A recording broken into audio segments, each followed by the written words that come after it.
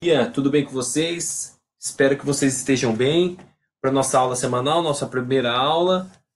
Logo em seguida a gente terá uma segunda aula, né? E dentro desse tema que a gente tem discutido dentro dessa unidade, que é conselhos, hoje eu vou apresentar para vocês uma tradição distante de nós, mas é que eu tenho certeza que vocês já tiveram contato.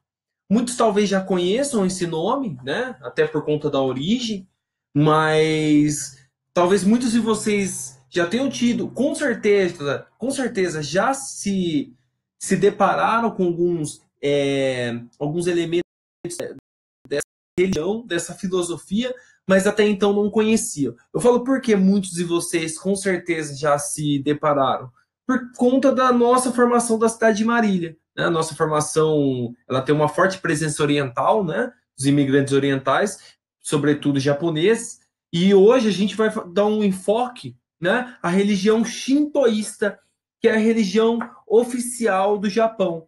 Uma religião muito complexa, mas eu vou apresentar para vocês algumas características, tá? E aí a gente vai pensar, vou apresentar algumas características para vocês. A gente vai pensar em conjunto a ideia de conselho, tá? De conselheiros e divindades. Beleza? Vamos lá então? Pessoal, lembrando que qualquer tipo de interrupção, eu preciso dar uma pausa aqui para vocês, tá? Então vamos lá, pessoal. Então, sobre o shintoísmo, coloquei aqui alguns elementos, essa imagem bem bonita, né? Nessa imagem ela já pega já algumas características, a essência dessa religião, que é o sol, a natureza, né? Esse portal, que daqui a pouco eu já falo para vocês que ele tem um nome, esse portal, e esses são os principais elementos dessa religião, são as principais características dela, tá?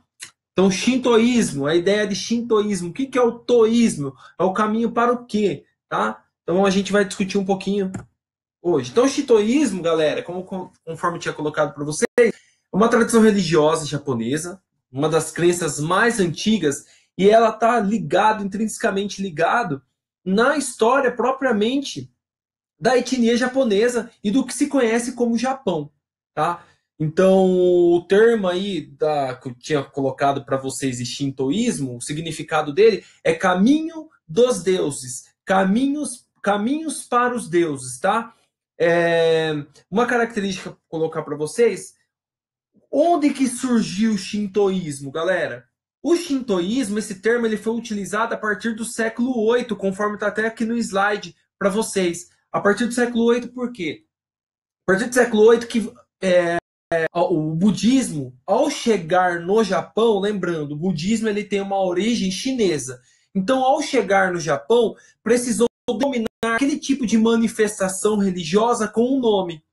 Não existia um nome essa tradição religiosa japonesa.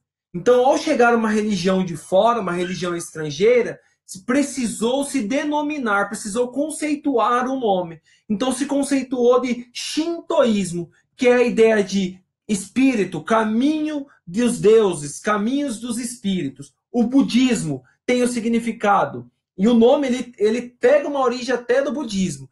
O budismo é o caminho para o Buda. O shintoísmo ele tem a ideia de caminhos para o espírito, caminhos para os deuses. Beleza? Lembrando o quê? Que o shintoísmo, vou explicar um pouquinho mais para vocês, mas o shintoísmo é uma religião politeísta. Então ele tem uma gama muito grande de divindades que leva o nome dos kami, tá? Então, conforme eu coloquei aqui para vocês, a fé shintoísta aparece em diversos aspectos aí da tradição japonesa, né? E ela é uma característica de identidade nacional e cultural. Tanto é que acho que vocês, se não conhecem, o Japão ele tem um imperador. O Japão ele tem uma monarquia, né? Sempre ele teve. Hoje é um país, tem todo o sistema político do Japão. Ele tem um parlamento, mas ele tem uma família imperial. E a origem dessa família imperial, ela tem uma linhagem nos deuses shintoístas. Então, olha como que é essa religião, essas manifestações religiosas é uma coisa só. Hoje, quando eu falo hoje, né, desde do século XIX, perdão, entre a virada do século XIX e o século XX, mais precisamente depois que o Japão perdeu a Segunda Guerra Mundial, o shintoísmo ele deixou de ser uma religião obrigatória. Aí teve, né? Como que eu posso colocar para vocês? Houve a liberdade, né? Conseguiu-se ter a liberdade religiosa, a manifestação de outras manifestações, né? Outras manifestações religiosas. Até então, era apenas o shintoísmo a única religião que poderia ser manifestada no Japão. Pô, professor, mas você não disse no início do slide que o budismo chegou no Japão no século VIII? Sim, realmente chegou no Japão no século VIII. Mas eu acho que talvez vocês tenham até discutido em aulas de história, mas o Japão e a China teve diversos momentos históricos que entraram em conflitos, em guerra. E o budismo, em um grande período, mais precisamente ali do século XIX, depois da Revolução Meiji, que foi em 1860, meados de 1860, o budismo ele foi proibido a sua prática religiosa, tá? Beleza? Então, por um longo tempo, só pôde ser manifestado a fé shintoísta. Então, quando se fala de shintoísmo, automaticamente se pensa em família imperial japonesa e identidade nacional japonesa. Tá? Então, foi uma criação da identidade nacional. O shintoísmo está colocado também. Beleza? Coloquei para vocês, lembra que eu falei do aquele portal? É o Tori, tá? Esses Toris, né? Eles são os portões cerimoniais, conforme está até na legenda aí da imagem para vocês. Então, todos os templos onde tem todos os templos shintoístas, eles se encontram esses toris, beleza? Até coloquei para vocês essa imagem. Ele retrata muito bem a identidade japonesa e as características religiosas shintoístas. Que sentido? Bandeira do Japão ao fundo, o Tori, que é o significado religioso shintoísta. Vou dar um exemplo para vocês. No cristianismo não é a cruz, né? No islamismo, a lua com a estrela. No judaísmo, a estrela de Davi, que são características que marcam aquela religião. No shintoísmo, é o Tori, que é esse portal. E ao fundo, o lugar sagrado. O lugar sagrado shintoísta, considerado, é o Monte Fuji, muito conhecido aí, com certeza vocês já viram em algum filme, em alguma imagem, vocês já conhecem, com certeza aí, de algum lugar. Então, o Monte Fuji é o monte mais... Então, é muito da identidade japonesa. Ah, professor, e o Sol? O Sol, ele tem, que eu vou mostrar para vocês também, faz parte, inclusive, do exercício que vocês irão resolver, é a reflexão, que a mitologia shintoísta, assim a gente pode colocar, ela tem uma ideia da deusa Sol. Por isso que o Japão é conhecido como Terra do Sol Nascente. Por isso que a bandeira do Japão é esse branco e o vermelho. E o vermelho ele representa o Sol. Não é simplesmente, porque o Japão é a Terra do Sol Nascente, porque o Sol nasce primeiro. Não tem nada a ver. É uma mitologia, tá? Da ideia do surgimento da vida, do surgimento da luz, do surgimento do sol através de uma deusa shintoísta. Beleza? Com certeza, para muitos, grande parte de vocês já foram no Japan Fest. Por isso que eu falei que aqui em Marília a gente é privilegiado por conta da cultura japonesa. No Japan Fest a gente sempre vê esses elementos nos layouts, nos banners, nas propagandas da festa. Já não viram essa imagem com o Tori e o Monte Fuji? Se vocês fizerem uma pesquisa na internet, com certeza, quando está falando de Japan Fest, sempre tem esses elementos. Ou seja, não é só a bandeira do Japão, é os aspectos culturais. Então, por isso que tem o Tori e o Monte Fuji, cultural e religioso, que se expressa aí no shintoísmo. Beleza? Então, assim como outras religiões, existem também divindades. Então, uma das características das religiões são a ideia de divindades. E por que eu trouxe os shintoístas, a religião shintoísta dessa vez para vocês? Por conta dos kamis.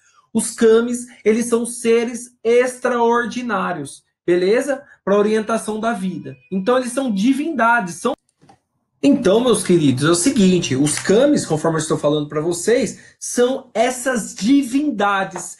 E os fiéis shintoístas, eles buscam, conforme está até aqui todo nesse material que eu vou deixar disponibilizado para vocês, os fiéis da religião shintoísta, eles buscam as orientações dessas divindades e desses deuses. Beleza? Então eles são cultuados aí em santuários. Aqui no Brasil eu tenho conhecimento de um santuário shintoísta que fica em São Paulo, tá? O que a gente tem aqui em Marília é um templo budista, né? A gente tem um templo aqui budista em Marília, mas shintoísta a gente não tem. Um templo que a gente tem é um templo lá em São Paulo, beleza? Essa é uma imagem que peguei na internet, é uma imagem um dos templos mais principais, é um dos principais templos shintoístas, tá? Foto realizada lá peguei lá do Japão, beleza? Num site especializado sobre religiões, para vocês terem. E a palavra, então, kami, não, o que significa kami? Aquilo que está oculto, aquilo que a gente não pode ver, ou seja, o espírito, Deus, a alma, né? Não tem várias pessoas que falam, mas como que Deus não existe, eu não consigo ver Deus, ou seja, é isso que caracteriza a religião, as coisas imateriais, a alma, o espírito, aquilo que a gente não pode ver, ou seja, que se expressa através da nossa fé. Beleza? Então a palavra kami ele vai na veia do significado, aquilo que está oculto, aquilo que é para além dos olhos humanos, aquilo que é para além da nossa materialidade humana, tá? Então, kami significa aquilo do oculto, aquilo que está oculto, que pode ser traduzido como Deus, espírito ou alma, tá? Aqui uma gravura que eu peguei para vocês de uma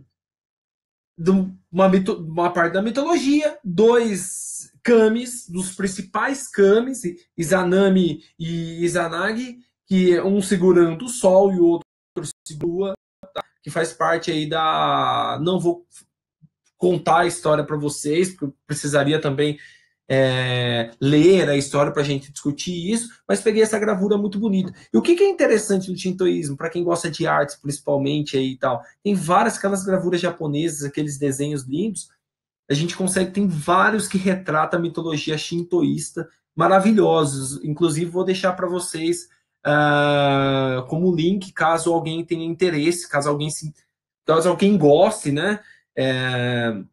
Da história oriental, de mitologia japonesa, enfim, beleza? Então aqui essa gravura dos dois deuses.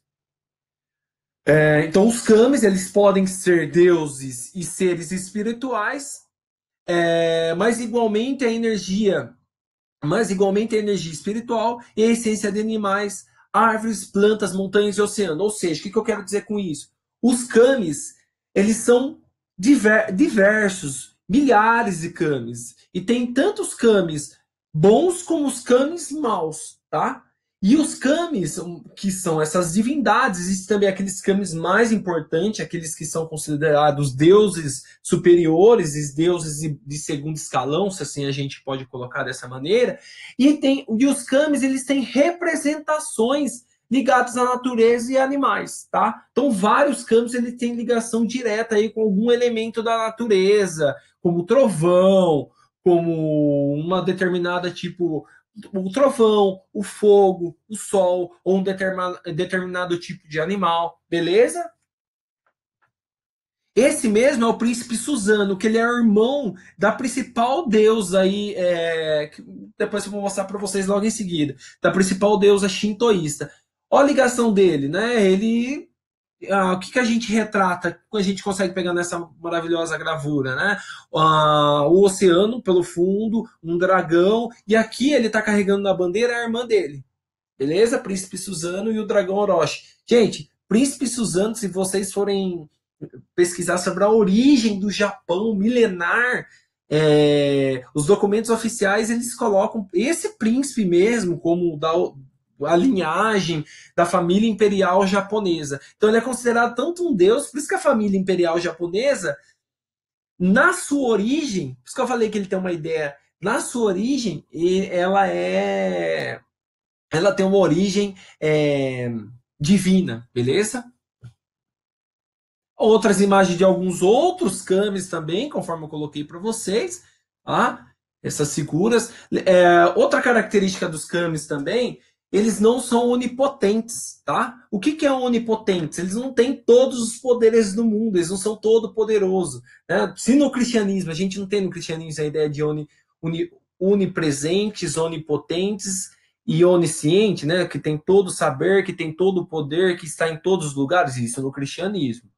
No shintoísmo, os kamis, eles não são totalmente poderosos, beleza?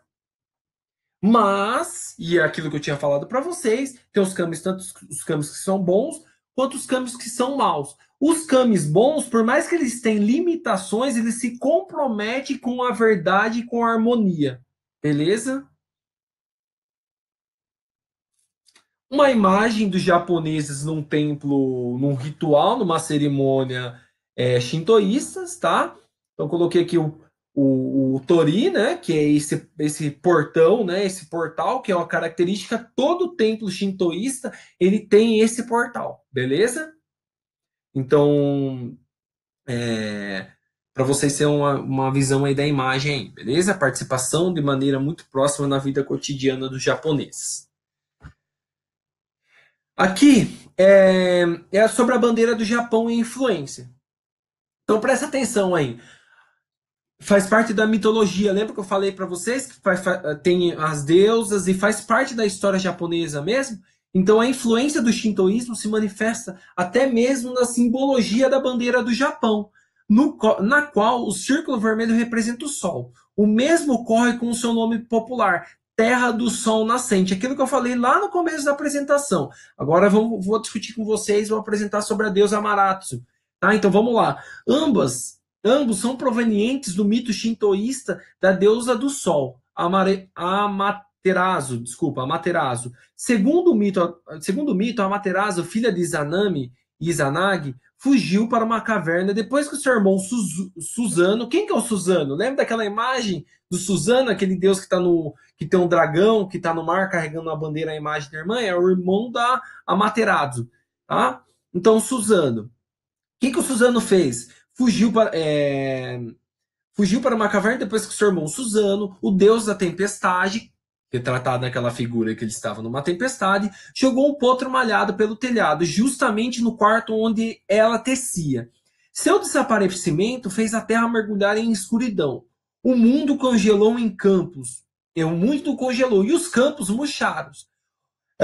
Os deuses, para restaurar a ordem e impedir que os kamis perversos instaurassem o caos. Lembra que eu falei para vocês que tem kamis tanto bons como kamis maus, kamis de segundo escalões, né? E kamis superiores? É exatamente retratado nessa história aqui. O mal. Pediram o conselho à divindade Omobikani, que compartilhou com eles um plano. Eles então fizeram uma festa em frente à caverna, e o barulho deixou a Amaterasu tão curiosa que ela saiu para ver o que estava acontecendo, levando luz, calor e vida para o mundo novamente. Ou seja, né, o que é a representação desse mito? Né? Ah, professor, mas que história? Lembre-se, mito não é nem verdade nem mentira. O que é considerado uma mentira para uma cultura, para outra cultura é verídica. Então, para o seguidor shintoísta, para alguém que procede alguém da fé shintoísta, né, que é um seguidor shintoísta, essa história é uma história que é tão verdade como que para nós cristãos a criação do mundo em 6 dias e no 7º dia de descanso, né? A história do Gênesis. Então, para eles é tão verdadeiro essa história quanto para nós o livro do Gênesis é verdadeiro. Por isso que tem que tomar muito cuidado quando se fala em expressão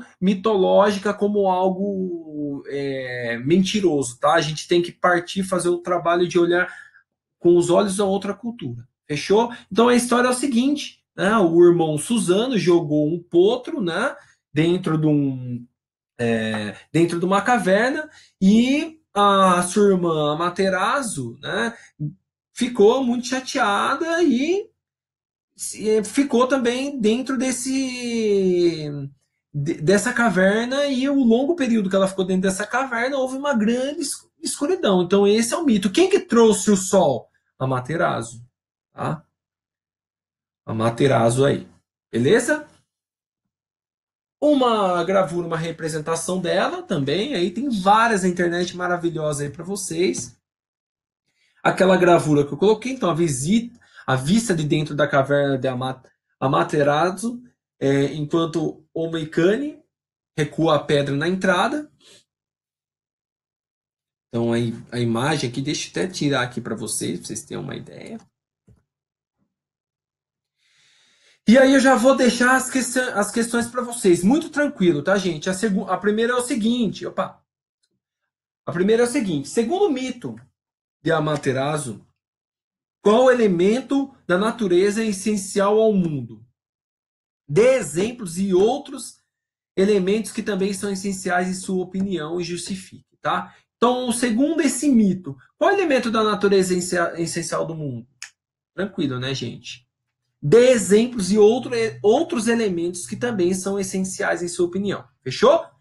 Gente, outra característica, né? Agora a gente vai um pouco mais dentro de um ritual específico do shintoísmo, assim como como todas as religiões, existem práticas, rituais, né? Ritos e rituais, ritos entre os rituais, né?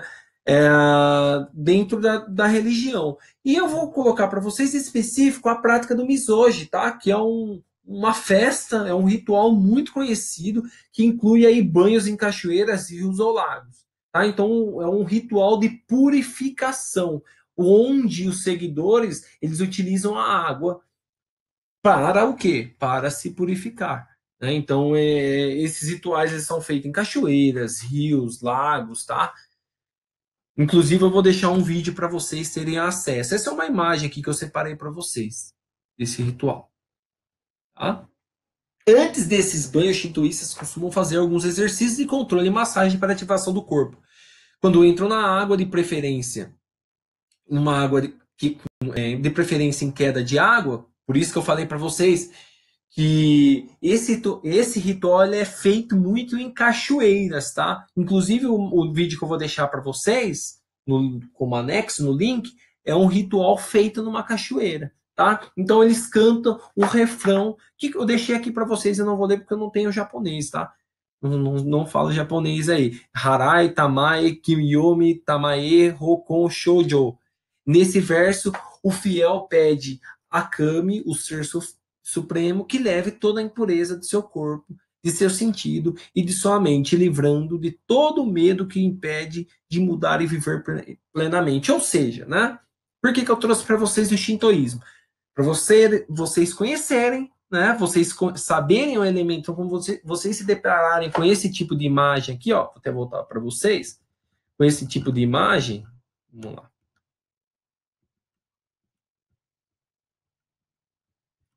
Com esse tipo de imagem, vocês saberem que tem uma representação não apenas japonesa, oriental, mas que tem uma questão cultural aí, que tem como essência a religião shintoísta, tá? Monte Fuji, o Tori, né? O sol nascente da mitologia Amaterasu, tá? Então vamos voltar lá. Qual que é o significado? Conselho, pedir o conselho ao Kami. Então, por isso que o conselho, tá? Lembra que a gente tem discutido essa ideia de conselho, beleza? Mas são as questões para vocês e muito tranquilo aí. O que os shintoístas buscam no ritual do Misoji? O que eles buscam? Acabei de falar para vocês. Justifiquem aí, tá? Faça uma resposta bonitinha. Pesquise outras sociedades que utilizam a água como meio de purificação. Sociedades / religião, tá, gente? Que utilizam a água como meio de purificação. Tá? Então, faça uma pesquisa na internet. Praticamente, não vou falar todas as religiões, porque eu não conheço todas as religiões, mas grande parte das religiões tem algum ritual que envolve a água, que envolve questões de purificação em água. Então, eu quero que vocês pesquisem ao menos 3 aí e façam uma descrição. Beleza? Então são 3 atividades para vocês. Deixei aqui ao final aqui essa tabela com algumas questões que eu já tinha falado em sala aqui. Então, o fundador, ele não há especificamente um fundador, tá? Existem histórias mitológicas. A região de origem é no Japão. O nome, né? Lembra que eu falei para vocês que ele não tinha um nome? Foi dado o nome a partir do século VIII com a vinda de outras religiões ao Japão. Então, houve a necessidade de se dar um nome àquelas práticas religiosas. Só para vocês saberem, o hinduísmo tem essa mesma característica. O hinduísmo não tinha um nome também. Se teve a necessidade de se denominar o nome, de se colocar o nome naquelas práticas e tradições populares religiosas. O shintoísmo é a mesma coisa, tá?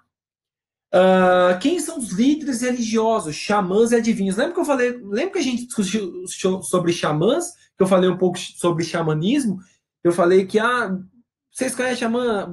Acho que grande parte de vocês não conhecia. Eu falei, se vocês não conhecem, com certeza vocês vão se deparar, porque é uma figura religiosa presente em grande parte das religiões, tá? Essa figura que ele carrega, ele tem meio que com ele uma divindade na Terra, tá? Então são xamãs e adivinhos os líderes religiosos. Livros sagrados, não tem nenhum tipo de livro sagrado, como a Bíblia, a Torá, o Corão, não tem nenhum tipo, tá? O que existe são o Kojiki e o Shoki, eles são 2 livros, tá? Que foram escritos depois, posteriormente, para registrar algumas práticas, mas eles não são livros propriamente um livro religioso como a Bíblia. Professor, mas como assim? Se não tem um livro sagrado, então como que é essa religião? Através da oralidade. Lembra que eu falei para vocês que grande parte das religiões, a história se conta através da oralidade. Por isso que é utilizado os mitos. Os mitos, que é chamado dos mitos. A história oral ela é carregada de simbolismo através da história oral, claro, conforme eu tinha falado para vocês aí. Fechou? Então, as divindades, os kamis, conforme tinha colocado para vocês, que são denominados divididos em celestiais e terrenos, em bons e maus, celestiais e alta escala, e terrenos de baixos escalões, lembra que eu comentei? E os mais conhecidos e os mais que as pessoas têm maior apreço são os criadores, que eu, inclusive, li a história para vocês, uma das histórias, né? Mitológicas da religião shintoísta e a de quem, que eu tinha também já comentado com vocês, de quem vem a linhagem imperial japonesa. Então, quando se fala do imperador japonês, que no Japão existe uma família imperial, na origem ele traz essas figuras, tá? Como é uma linhagem mesmo, beleza? E o local sagrado Monte Fuji, que inclusive naquela imagem ele está destacado lá. Fechou? Então, pessoal, coloquei aqui para vocês, lembrando que todo esse material já está disponibilizado, coloquei para vocês as referências bibliográficas, os materiais que eu utilizei e esses 2 sites especializados aí que são muito bons também, tem as gravuras, caso alguém tenha um interesse. Fechou? Um grande abraço a todos, espero vocês até na segunda parte da aula. E ao final deixei aqui algumas histórias para quem gosta de outras divindades, beleza? Então deixei aqui para vocês, caso vocês tenham interesse aí, bem legal, tava lendo aí, bem interessante. Fechou? Então até daqui a pouco, até a próxima. Um beijo a todos. Tchau.